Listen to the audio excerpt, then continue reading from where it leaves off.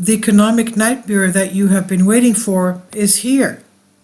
A lot of people out there have been waiting for the next major economic crisis to arrive. If you're one of them, you don't have to wait any longer because it's already here. All the numbers are telling us that we have not faced a downturn of this magnitude since 2008. For example, the Conference Board's index of leading economic indicators has now fallen for 10 months in a row. According to Zero Hedge, this is the first time that this has happened since the collapse of Lehman Brothers. And just like we witnessed in 2008, the housing market is crashing. In fact, the median price of a home in San Francisco Bay Area has already fallen by a whopping 35%. The median price in the 9-county Bay Area plunged by another 8% in January from December, by 17% year over year, and by 35% or by $540,000 in 10 months from the crazy peak in March 2022, from $1.54 million to $1 million, according to the California Association of Realtors. Home prices in the Bay Area are plummeting even faster than they did during the first housing crash. But don't worry, Joe Biden says that everything is just fine. Of course, the reality of the matter is that everything is not fine. As bad as things are for residential real estate, the truth is that things are even worse for commercial real estate.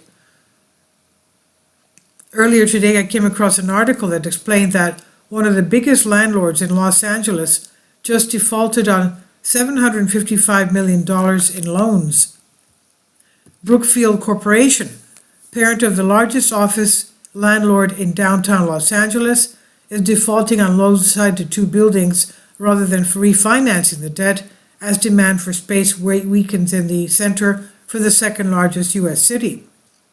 The 2 properties in default, part of the portfolio called Brookfield DTLA Fund Office Trust Investor, are the gas company Tower with $465 million in loans and the 777 Tower, which with about $290 million in debt, according to a filing.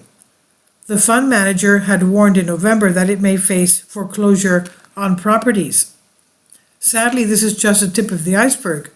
We stand on the brink of the most epic commercial real estate crash in the entire history of the United States, and it's absolutely going to devastate the financial community. Meanwhile, the tsunamis of layoffs that we have been witnessing just continue to intensify. For example, KPMG just announced that it will be laying off about 700 workers. Several financial firms have slashed jobs in recent months, including Wall Street Journal banks, asset managers, and fintechs, amid a turbulent macroeconomic environment that has pressured consumers and soured demand in several mainstay business units. The cuts at KPMG will will close 700 people, will affect close to 700 people, and FT reports added, and DocCosign is already on their second round of layoffs. E-signature software company DocuSign on Thursday announced it plans to cut around 10% of its workforce. DocuSign had 7,461 employees in January 2022, before it announced an earlier round of layoffs last September that impacted 9% of its workforce. The company said that the latest cuts will impact about 700 employees. Even Apple is letting people go. It's been reported that the hundreds of contractors were suddenly given the axe last week. New York Post said Apple fired hundreds of contractors last week. These workers are employed by outside companies, but work alongside Apple employees on projects. It appears Apple is reducing headcount as the macroeconomic environment remains challenging. Even if the extremely wealthy company like Apple has decided that now is the time for mass layoffs, what does that say about the economic outlook for the rest of 2023?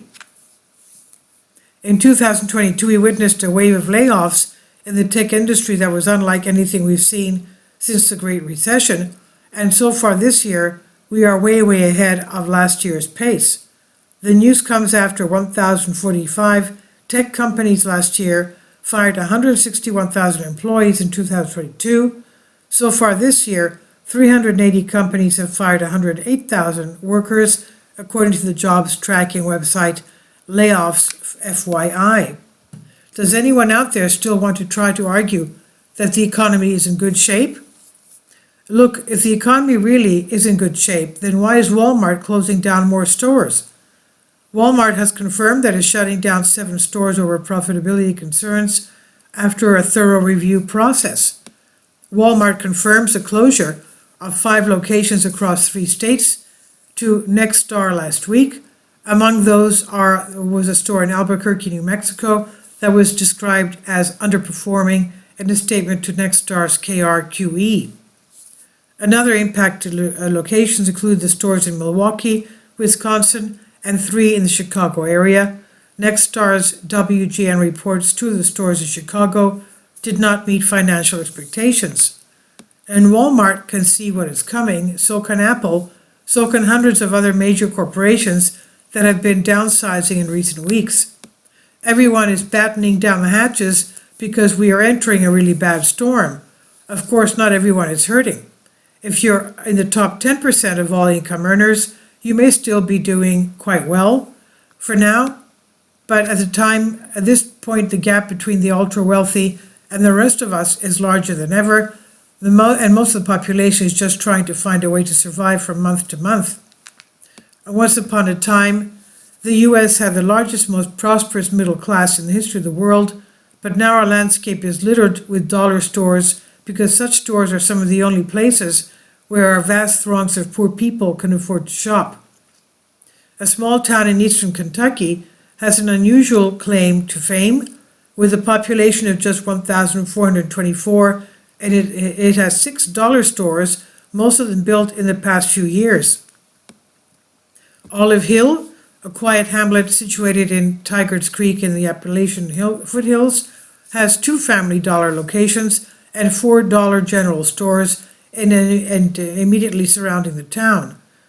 All but one of them are located along Tom T. Hall Boulevard, the town's main drag, named after Olive Hill's most famous native, the country singer and songwriter nicknamed the Storyteller.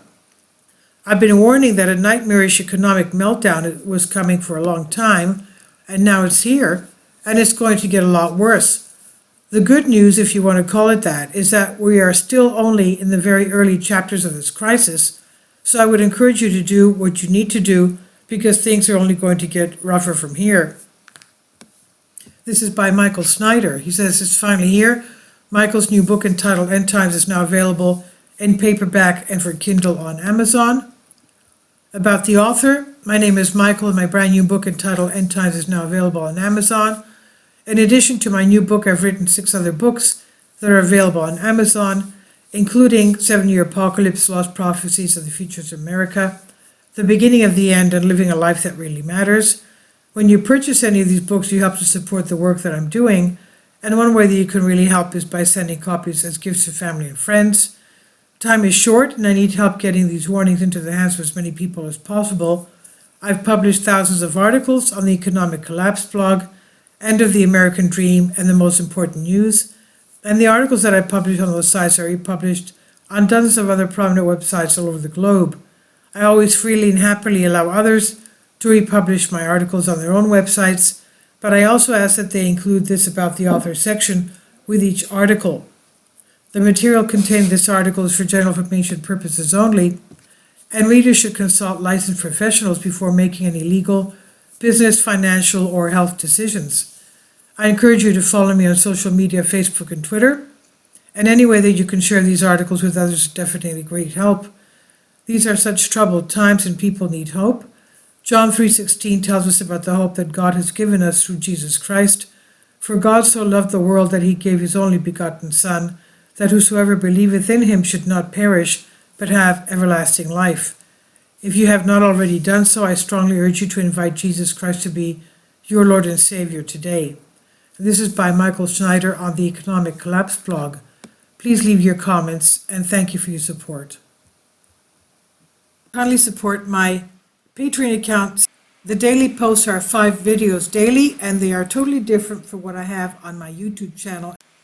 Thank you so much for your support and that you find all my content so interesting. You'll find the Patreon account details in the description box.